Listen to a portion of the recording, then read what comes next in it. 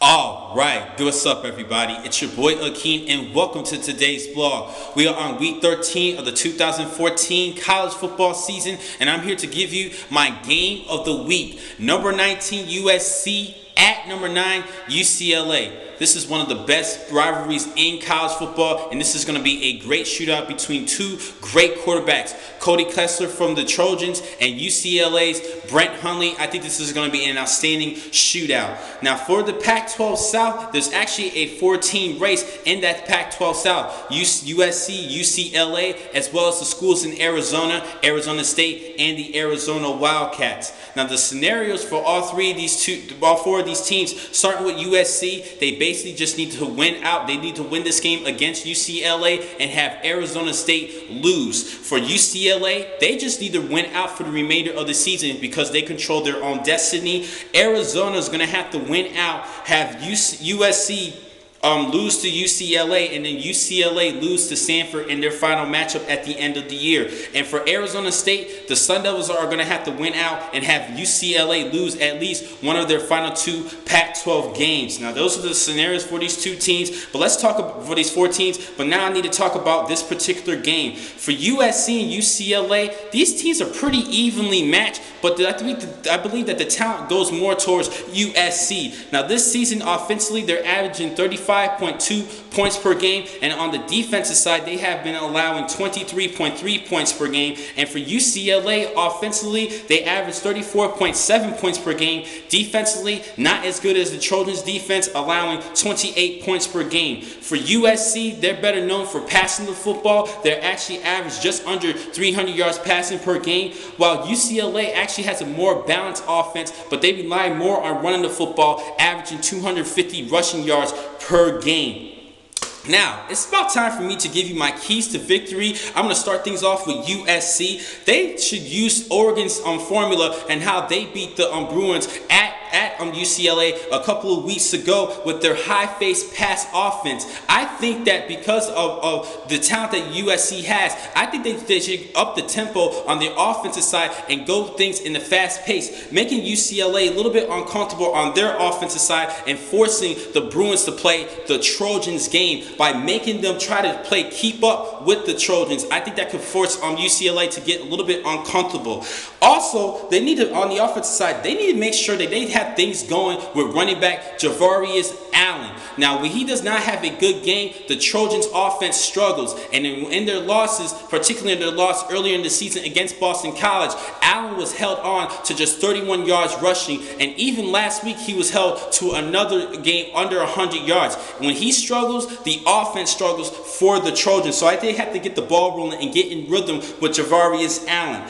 Defensively, they're going to have to rush the passer. Leonard Williams and company are going to have to do good on the offensive line, on the line of scrimmage, and get into quarterback Brent Hundley. That is going to be key for this game. And also, just to give you guys a heads up, UCLA is actually, when they struggled early on in the season, that was due to the fact of the poor play of the offensive line from the Bruins, but they did improve in the last 5 games. In the first 5 games of the season, the Bruins actually allowed 21 sacks, but in the last 5 games, they improved a lot, allowing just 8 sacks for the last 5 games. So the Trojans are going to have to do things a lot good in the offensive and the line of scrimmage and rush the passer. When they put Brett Hundley into pressure, that offense struggles a lot in throwing the football. Or if they cannot rush the passer, at least slow down the ground attack. That's my 4th key to victory for the USC Trojans. If they just slow down the run game for the Bruins and force Brett Hundley to really win the game through his arm, not him running the football and being a dual threat and his mobility, but if he has to be forced to throw the football and win it by his arm, I think that could put him a little bit in an uncomfortable situation, and I think he will struggle if he has to win with just his arm. Now, this season, comparing these two quarterbacks in Kessler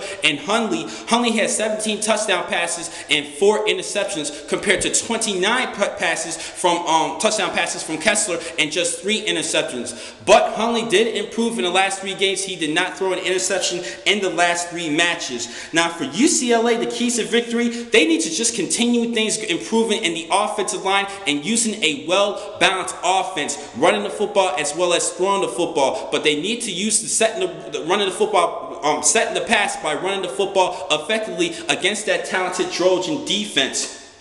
Secondly, they're going to have to put pressure on Cody Kessler. I know I'm going to be repeating myself. The same keys to victory for USC still revolves to UCLA. They're going to have to put pressure on the quarterback and even commit try to cause some sacks and make big plays on the defensive side. Deion Hollins is actually the team's leader in sacks with 5. And last week against the Washington Huskies, he posted 2 sacks. He needs to have a big game. Same with Eric Kendricks, the linebacker, and fellow linebacker Miles Jack. They need to make plays defensively like they did in Week 1 against Virginia at Virginia. And lastly, they need to keep away from the red zone. Keep the Trojans' offense away from the red zone. Once the Trojans are in red zone, they are very dangerous. And when they are in the red zone, try your best to hold the Trojans to just field goals. If they get the momentum going by scoring touchdowns, the Bruins will be in trouble at home. Now, my victor for this game, at first I was going to make this game as my upset game of the week, because if you look at the talent between these two teams, USC has a lot more talent than UCLA.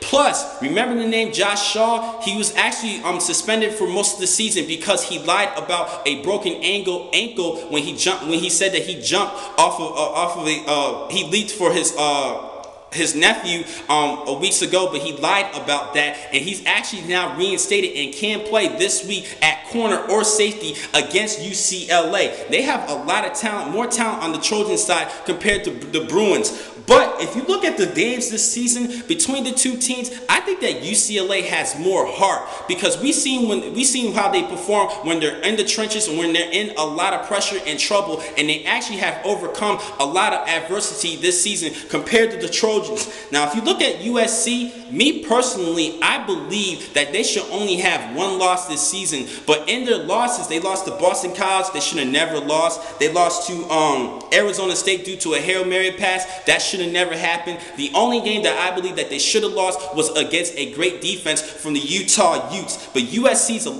has been kind of messing up a little bit, and they've shown a little bit ups and downs a little bit with their performances this season. Even in their win against Arizona, they were actually up for most of the game, and then the Wildcats actually rallied to make it a close game. They only lost by 2 points in that matchup, 28-26. But when we see, when it comes to heart, UCLA has shown a lot more maturity and heart. I think that on the defensive side, Hendricks and Jack should have a good game against the Trojans, and I'm going to have to go with UCLA in winning this great battle. This is going to be an outstanding rivalry battle that you must see this week. That's why I have him as my game of the week. Now, the next time I'm going to catch you guys will be on Monday, where I will give you a recap of Week 13 of this season. Thank you for watching today's blog. From the Football Source, I'm your man, Akeem McCall. Be easy.